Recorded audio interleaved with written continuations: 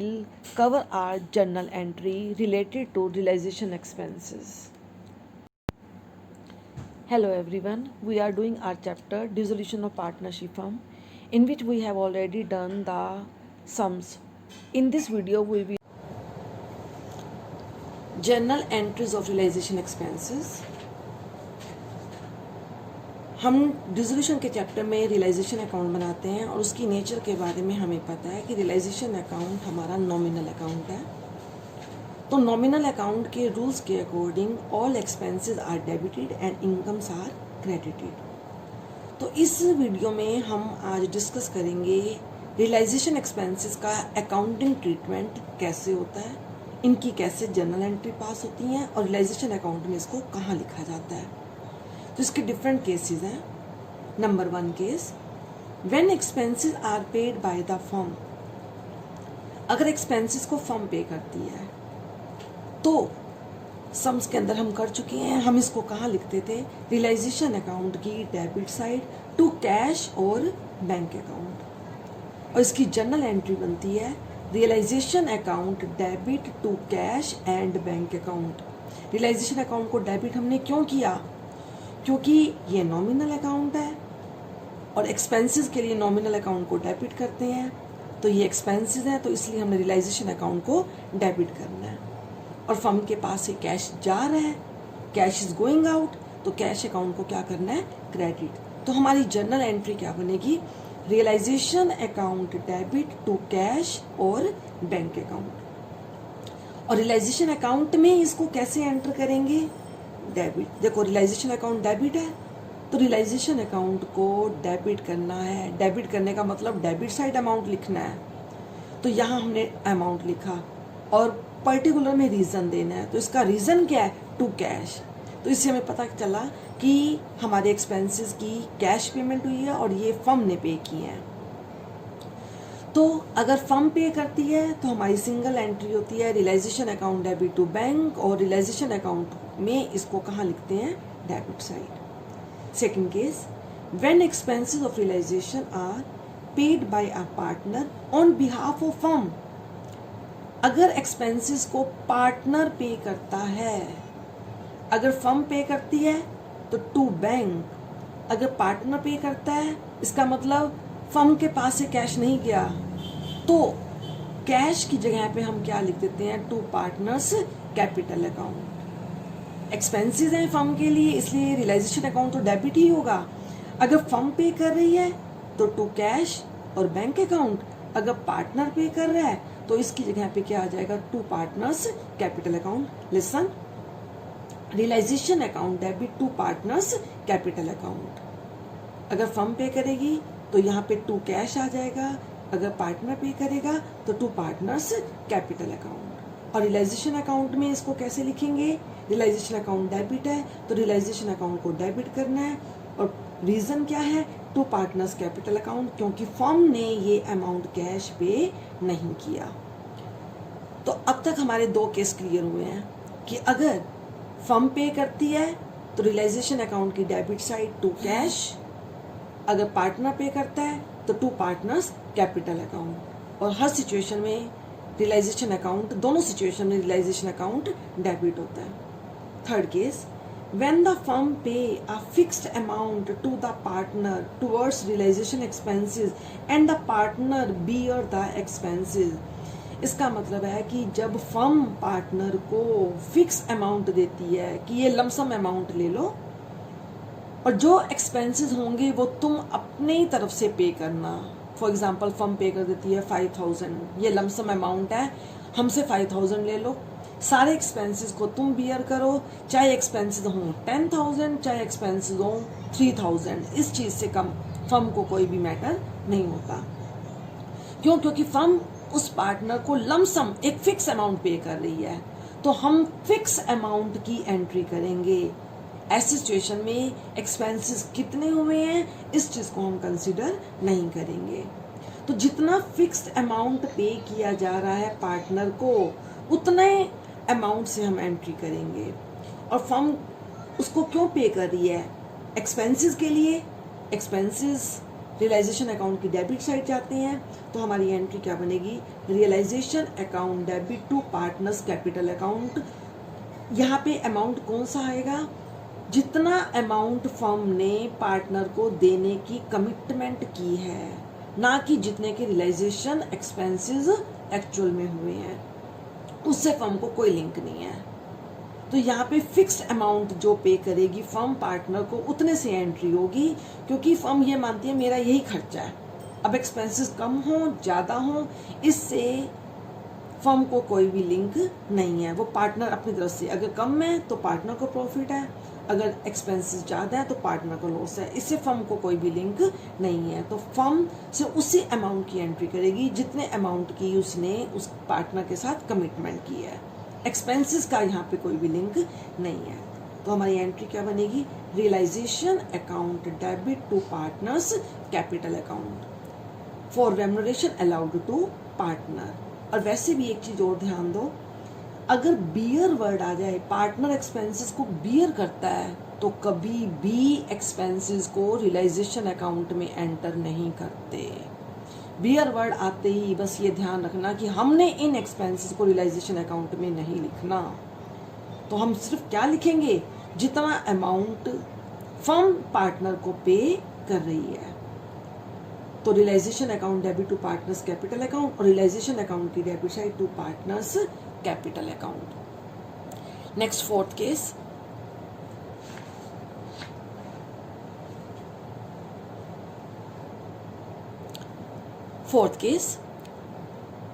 realization expenses are to be borne by the partner and expenses are paid by the firm।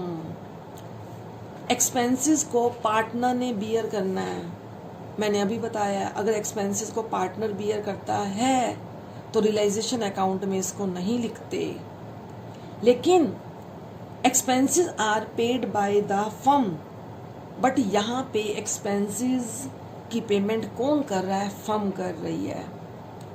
तो इसका मतलब firm partner के behalf पे payment कर रही है, क्योंकि एक्सपेंसेस को किसने बियर करना है, पार्टनर ने।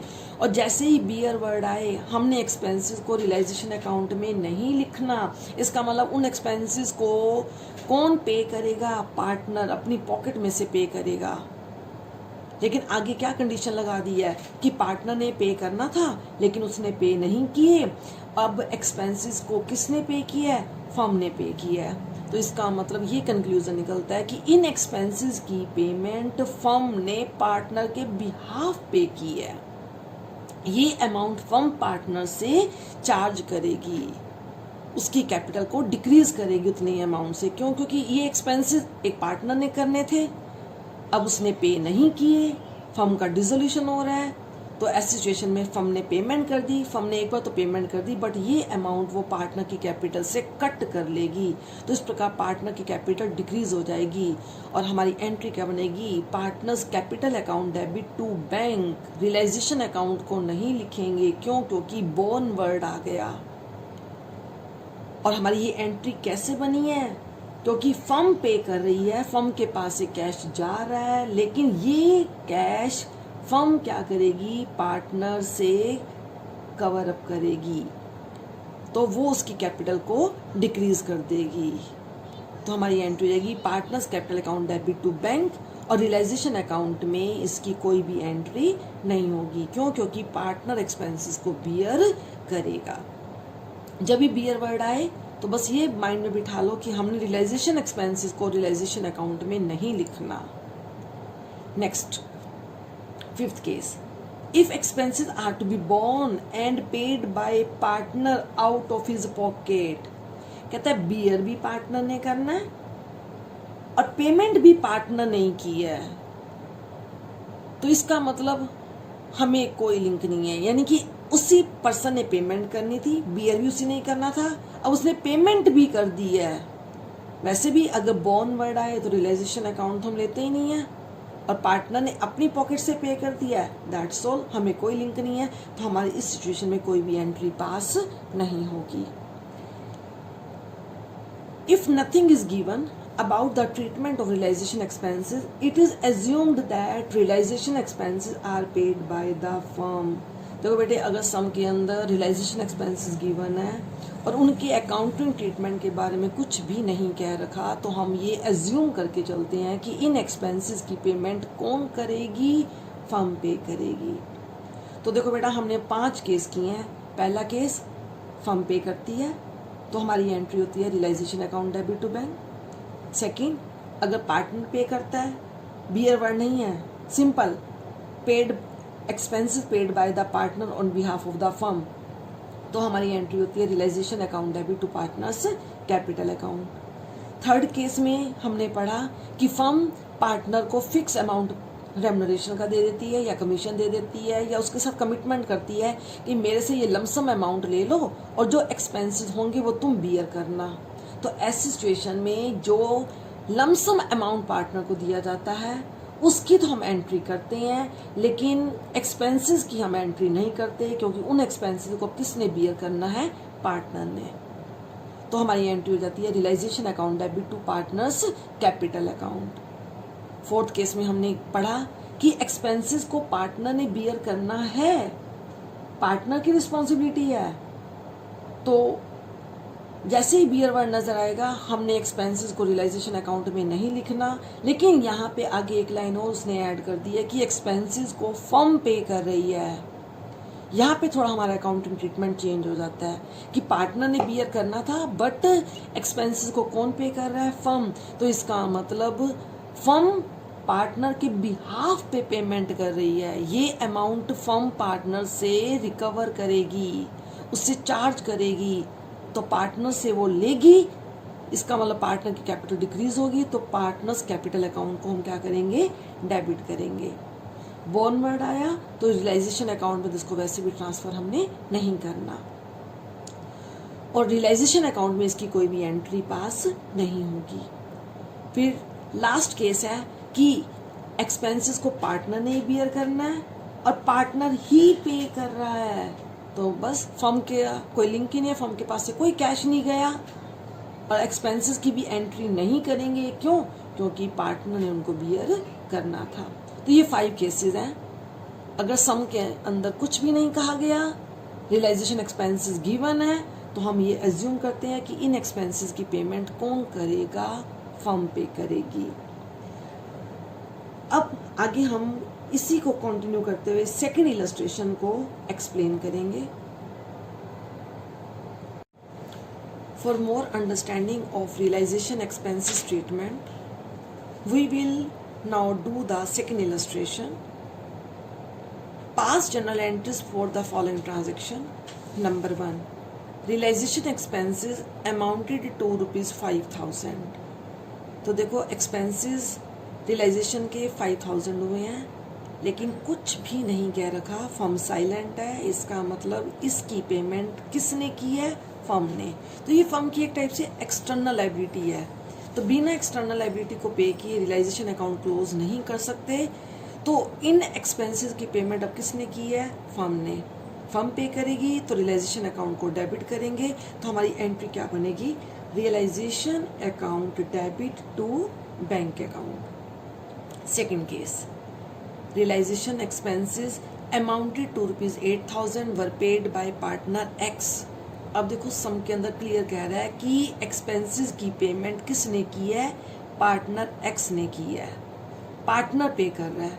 अगर पार्टनर पे कर रहा है तो फिर हम कैश या बैंक की जगह पे पार्टनर का नाम लिख देंगे। क्यों? क्योंकि पार्टनर पे करेगा, पार्टनर के पास से कैश जाएगा, फर्म के पास से कोई कैश नहीं जा रहा।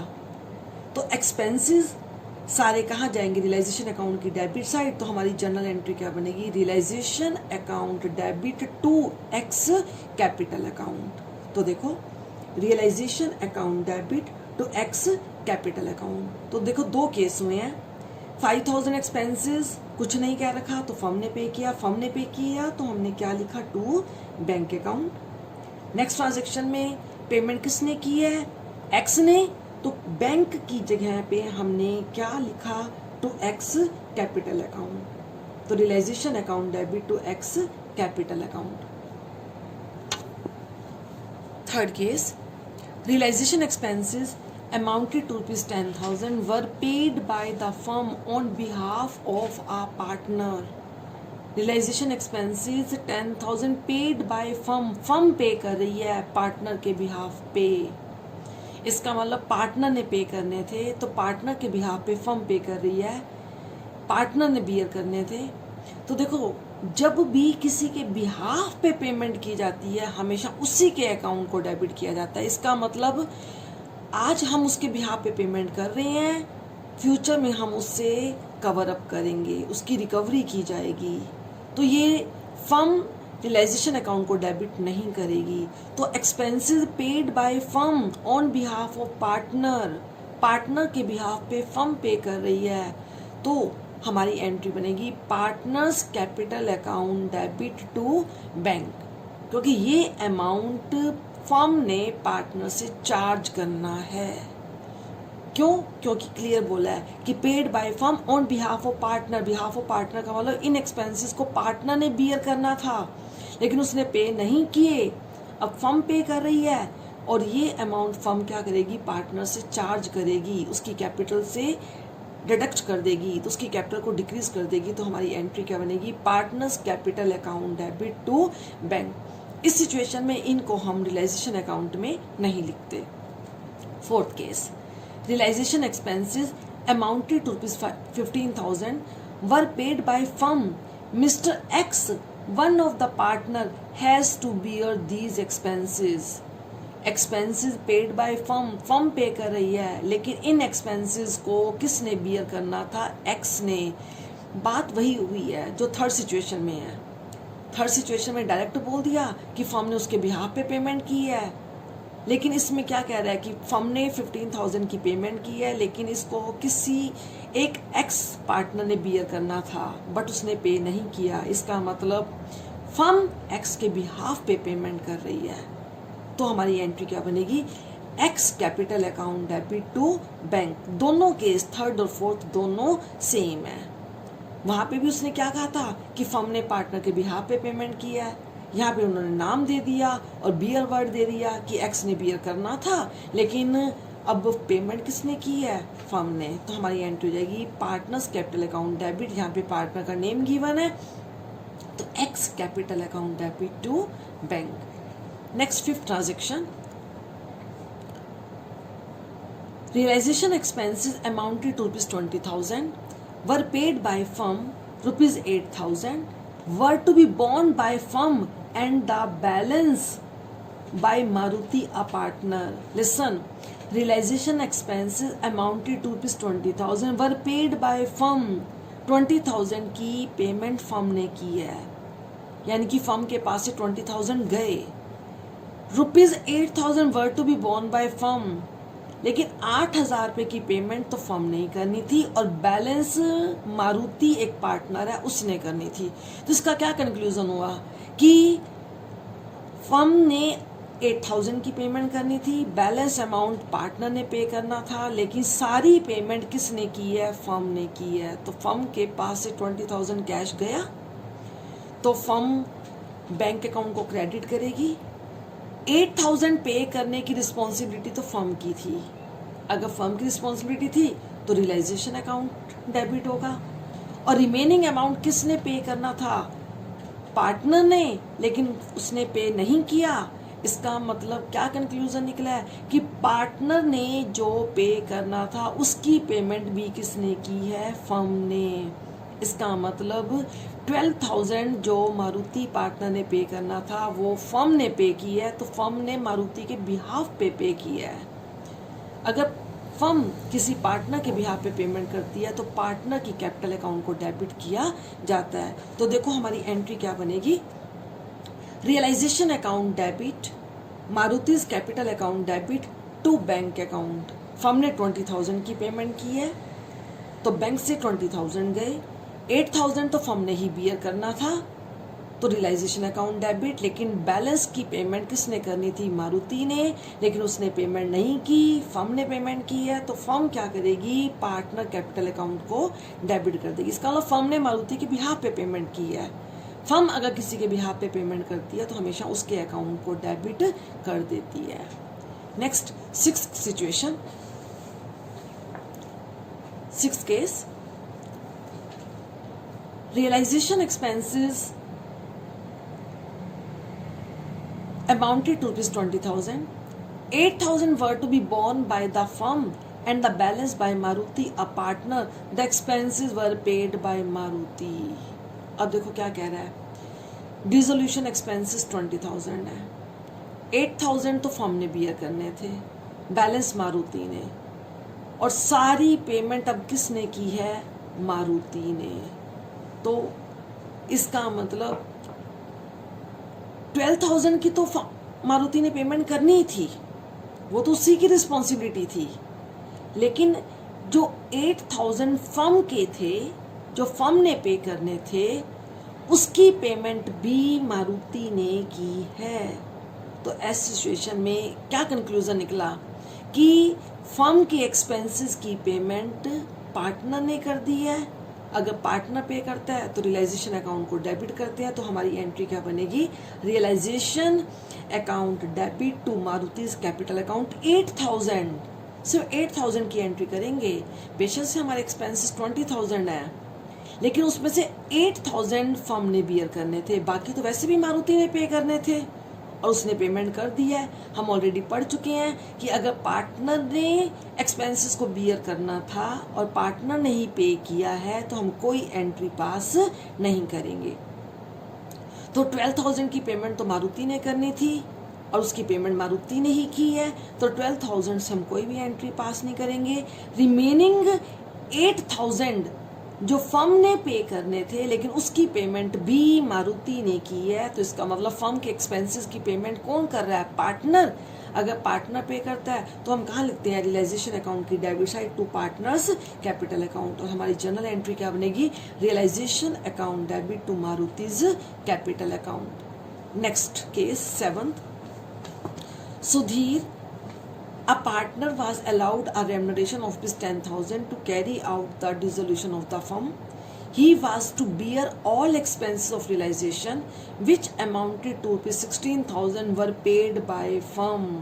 Listen, सुधीर जिसको 10,000 का रेमुनरेशन दिया कि वो फर्म के डिसोल्यूशन की सारी प्रोसीडिंग को कैरी आउट करेगा और एक्सपेंसेस को भी वही बियर करेगा। इसका मतलब फर्म उसको 10,000 की पेमेंट कर रही है और ये कंडीशन लगाई है कि सारे एक्सपेंसेस की पेमेंट कौन करेगा, सुधीर। अब रियलाइजेशन एक्सपेंसेस से फर्म को कोई भी लिंक नहीं है। आगे क्या कह रहा है, which amounted ₹16,000 were paid by firm, कहता है लेकिन 16,000 के एक्सपेंसेस हुए और इसकी पेमेंट किसने की है, फर्म ने की है। Very very important. देखो वैसे तो हमारी ये एंट्री बनती है realisation account debit Sudhir's capital account debit to bank, ये बड़ी कॉम्प्लिकेटेड हो जाती है, हम पहले इसको सिंपल वे से करते हैं। सुधीर जिसको 10,000 का रेमुनरेशन देना है, अगर किसी पार्टनर को कोई भी कमीशन या रेमुनरेशन दिया जाता है तो ये फर्म के लिए एक्सपेंस है, इसको कहाँ लिखते हैं, रियलाइजेशन अकाउंट की डेबिट साइड। तो रियलाइजेशन अकाउंट डेबिट है और रीजन पर्टिकुलर में क्या लिखते हैं, टू पार्टनर्स कैपिटल अकाउंट। तो हमारी जनरल एंट्री क्या बनी, realization account debit to partners Sudhir's capital account debit to bank, क्योंकि यहाँ पे फर्म ने पेमेंट सुधीर के बिहाफ पे की है, क्योंकि सुधीर ने एक्सपेंसेस को बियर करना था, उसने पे नहीं किया, फर्म पे करी है, हमें सम के अंदर बिल्कुल क्लियर कहा गया है। तो हमारी एंट्री क्या बनेगी, Sudhir's capital account debit to bank. ये हमारी दो एंट्रीज बनेंगी, एक तो पार्टनर को कमीशन दे रहे हैं, यानी कि यहाँ पे क्या आएगा, टू सुधीर्स कैपिटल अकाउंट। अब देखो इसको हम समराइज करेंगे, इसको हम कंबाइन करेंगे, तो realisation account debit, realization account debit, Sudhir, Sudhir credit भी है, सुधीर डेबिट भी है, तो हम बैलेंस निकाल लेंगे कि कौन सा बैलेंस है। तो देखो 10,000 सुधीर, सुधीर 10,000 से क्रेडिट है और सुधीर 16,000 से डेबिट है, तो कौन सा बैलेंस निकला, 6,000 डेबिट। तो इसका मतलब हमने 6,000 से सुधीर को क्या करना है, डेबिट करना है। तो Sudhir's capital account debit to bank, इसका मतलब फर्म ने पेमेंट की है 16,000 की, 10,000 तो फर्म ने वैसे ही देने थे, लेकिन 6,000 उसने सुधीर के बिहाफ पर पेमेंट की है। सुधीर के बिहाफ पे फर्म ने 16,000 की पेमेंट की है, लेकिन 10,000 तो फर्म ने सुधीर के वैसे ही देने थे, तो फर्म ने अपने 10,000 काट के 6,000 क्या किया, सुधीर के कैपिटल अकाउंट को डेबिट कर दिया। Very very important transaction. 8th transaction. Ravi, a partner, is allowed a remuneration of ₹15,000 for dissolution work and is to bear all expenses of realization which amounted to ₹5,000 were paid by the firm. Ravi, जिसको firm ने 15,000 dissolution work के लिए remuneration दिया और उसी ने सारे expenses को बियर करना है, और इसके लिए विच अमाउंटेड टू, जो 5,000 एक्सपेंसेस हुए हैं, लेकिन इसकी पेमेंट किसने की है, फर्म ने। तो देखो इसकी भी हम पहले 2 सेपरेट एंट्री पास करते हैं, फिर इसको हम कंबाइन करेंगे। तो देखो 15,000 का रेमुनरेशन है, फर्म के लिए एक्सपेंस है, रियलाइजेशन अकाउंट की डेबिट साइड लिखेंगे, तो हमारी एंट्री बनेगी realization debit to partners capital account 15,000, और उसने एक्सपेंसेस को बियर करना था, लेकिन 5,000 के एक्सपेंसेस की पेमेंट किसने की है, फर्म ने। तो इसका कंक्लूजन क्या निकलता है कि इन एक्सपेंसेस को वैसे तो रवि ने पे करना था, लेकिन रवि के बिहाफ पर अब पेमेंट किसने की है, फर्म ने की है। तो फर्म के पास से कैश गया, लेकिन ये कैश फर्म रवि के बिहाफ पे पेमेंट कर रही है, तो रविज कैपिटल अकाउंट डेबिट यानी कि partners capital account debit to realization 5,000। अब हम इन दोनों को कंबाइन कर देंगे। तो देखो बेटे, पार्टनर कैपिटल अकाउंट क्रेडिट भी है, पार्टनर कैपिटल अकाउंट डेबिट भी है। तो यहाँ पे देखो किसका बैलेंस आ रहा है, क्रेडिट साइड 10,000 है, तो हम पार्टनर्स कैपिटल, यहाँ पे पार्टनर कौन है, रवि, तो रवि को 10,000 से हम क्रेडिट करेंगे, बाकी सारा ऐसे कर लेंगे। तो रियलाइजेशन डेबिट 15 टू बैंक 5,000। इसका मतलब क्या है कि फर्म ने रवि के 15,000 देने थे, लेकिन फर्म ने 5,000 उसके बिहाफ पे कर दिए, 5,000 कट करके बाकी फर्म उसको 10,000 की पेमेंट कर देगी। Next transaction, Anil, a partner, is to be paid remuneration of ₹20,000 for dissolution work, realization expenses amounted to ₹7,500 were paid by firm. Anil को 20,000 का रेमुनरेशन दिया डिसोल्यूशन के लिए, रियलाइजेशन एक्सपेंसेस 7,500 पेड बाय फर्म। देखो यहाँ पे तो उसने ये नहीं कहा ना कि पार्टनर बियर करेगा, इसका मतलब ये अमाउंट भी फर्म ने पे करना है और ये अमाउंट भी फर्म ने पे करना है। तो देखो हमारी एंट्री कैसे बनेगी, रियलाइजेशन दोनों ही फर्म के एक्सपेंसेस हैं, फर्म ने अनिल को 20,000 रेमुनरेशन भी देना है और फर्म ने रियलाइजेशन एक्सपेंसेस की पेमेंट भी करनी है। तो हमारी एंट्री क्या बनेगी, realisation account debit to Anil's capital 20,000 और टू बैंक 7,500। ये तो फर्म ने पार्टनर को रेमुनरेशन के देना है, रेमुनरेशन में तो रियलाइजेशन अकाउंट की डेबिट साइड पार्टनर का नाम आ जाएगा, टू अनिल्स कैपिटल, और 7,500 फर्म पेमेंट कर रही है तो टू बैंक। तो हमारी एंट्री क्या बनेगी, realisation account debit to Anil's capital to bank 20,000 7,500 और टोटल अमाउंट रियलाइजेशन अकाउंट में कितना आ जाएगा, 27,500। Next 10th transaction, Sunil, a partner,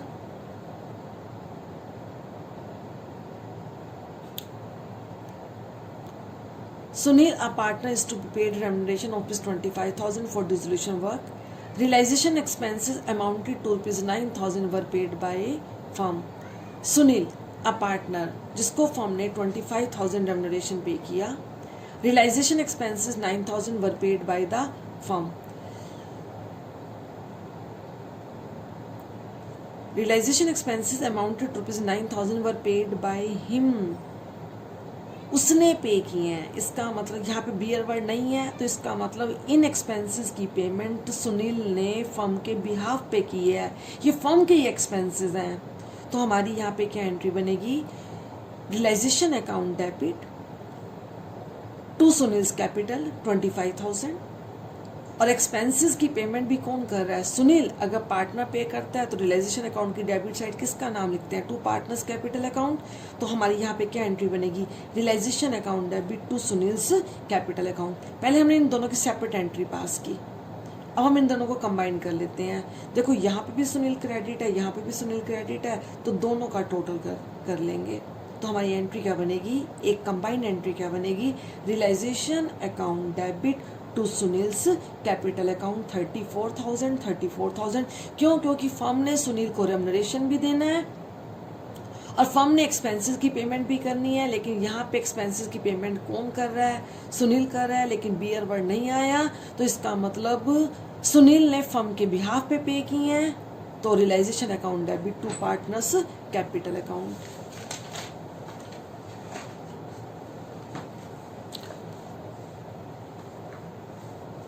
Last transaction, Vijay, a partner, paid realization expenses of rupees 10,000 and these were to be borne by him. Listen, Vijay partner उसने expenses को पे किया और ये expenses beer भी उसने ही करने थे। तो इसका मतलब क्या है? अगर पार्टनर ने ही बियर करने थे और पार्टनर ही पे कर रहा है तो ऐसी सिचुएशन में हम कोई भी एंट्री पास नहीं करते। No entry will be passed. क्यों? क्योंकि पार्टनर ने इनको बियर करना था और पार्टनर ही इनको पे कर रहा है। फर्म की तरफ से कोई भी इसकी पेमेंट नहीं की गई है।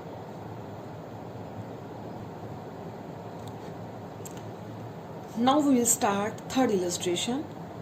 Pass necessary journal entries on the dissolution of partnership firm in the following cases. Number 1, dissolution expenses were ₹800.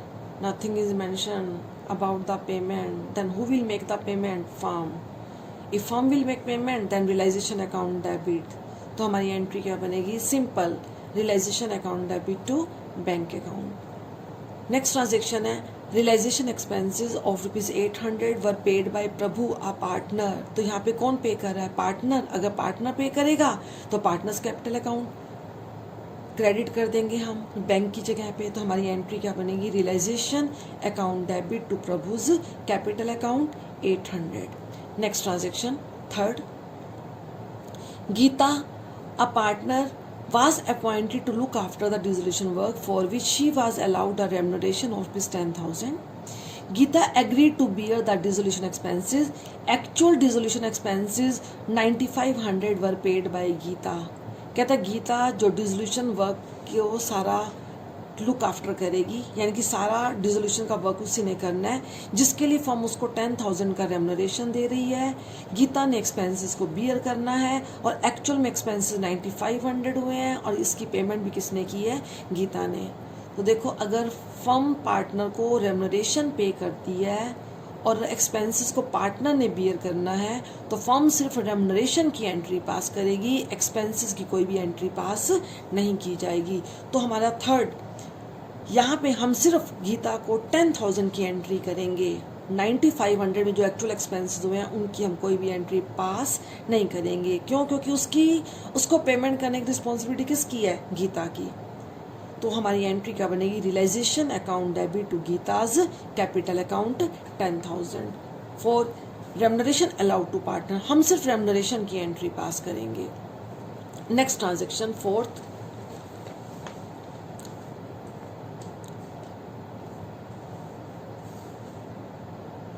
Janki, a partner, agreed to look after the dissolution work for a commission of ₹5,000. Janki agreed to bear the dissolution expenses. Actual dissolution expenses ₹5,500 were paid by Mohan, another partner, on behalf of Janki. Very good transaction.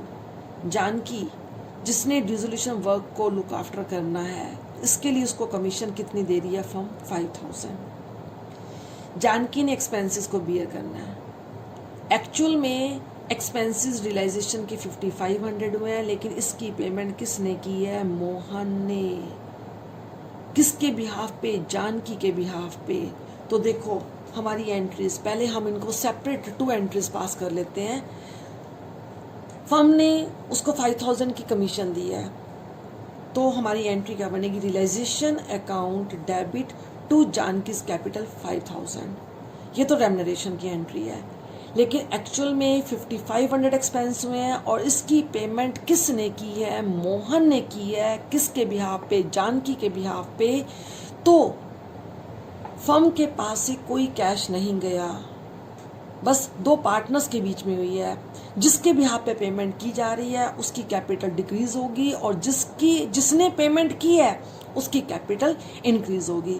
तो मोहन ने यहाँ पे जानकी के behalf पे payment की है तो जानकी की कैपिटल डिक्रीज हो जाएगी। तो जानकीज कैपिटल अकाउंट डेबिट, और जिसने पेमेंट की है उसकी कैपिटल इंक्रीज हो जाएगी। क्यों? क्योंकि उसने ये पैसा जानकी से लेना है। तो हमारी एंट्री क्या बनेगी? Janaki's capital account debit to Mohan's capital. ये तो दोनों की हमने सेपरेट एंट्री पास किया, लेकिन हम एग्जाम के अंदर इनकी एक कंबाइंड एंट्री पास करेंगे। तो देखो, realization account debit 5000 to Janaki's capital account debit. तो यहाँ पे जानकी क्रेडिट भी है डेबिट भी है, तो हम बैलेंस अमाउंट ले लेंगे। तो बैलेंस अमाउंट में कितना आ रहा है? जानकी 500 से डेबिट हो रही है। तो हम यहाँ पे 500 से जानकी कैपिटल अकाउंट डेबिट और मोहन कितना हो जाएगा? 5500 क्रेडिट। इन दोनों एंट्रीज को हमने कंबाइन कर दिया है। इसका मतलब है कि फर्म ने 5000 देने हैं लेकिन मोहन ने 5500 जानकी से लेने हैं। तो इस प्रकार कट के हमने 500 से डेबिट कर दिया कि 500 जानकी से और लेने हैं।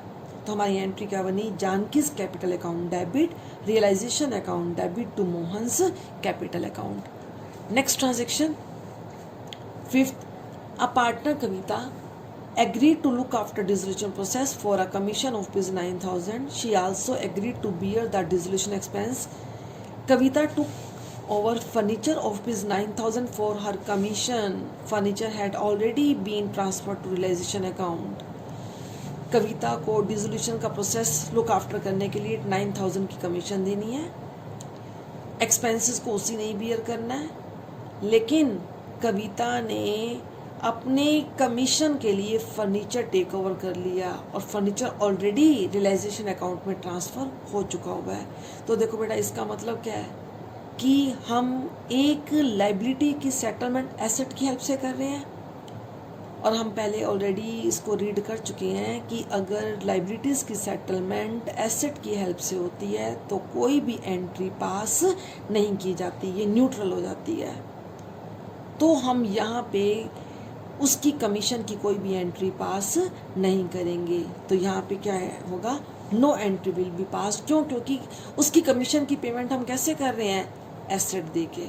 उधर से हमारी एसेट डिक्रीज हो रही है, इधर से हमारी लाइबिलिटी डिक्रीज हो रही है, तो ये न्यूट्रल हो जाएगा। Next transaction, a debtor Ravinder for rupees 19,000 agreed to pay the dissolution expenses which were rupees 18,000 in full settlement of his debt. कहते हैं एक डेटर है, 19,000 उसने हमारे देने हैं, लेकिन उसने कहा है कि वो एक डेप्ट है, हमारी एक लाइबिलिटी है, 18,000 की वो पेमेंट कर देगा। तो इसका मतलब क्या है? इधर से हमारे डेटर्स डिक्रीज हो रहे हैं, उधर से हमारी लाइबिलिटी डिक्रीज हो रही है, और लाइबिलिटीज़ की सेटलमेंट किसकी हेल्प से हो रही है? एसेट की हेल्प से। Then no entry will be pass. तो इस प्रकार हमारी इसकी भी कोई एंट्री पास नहीं होगी।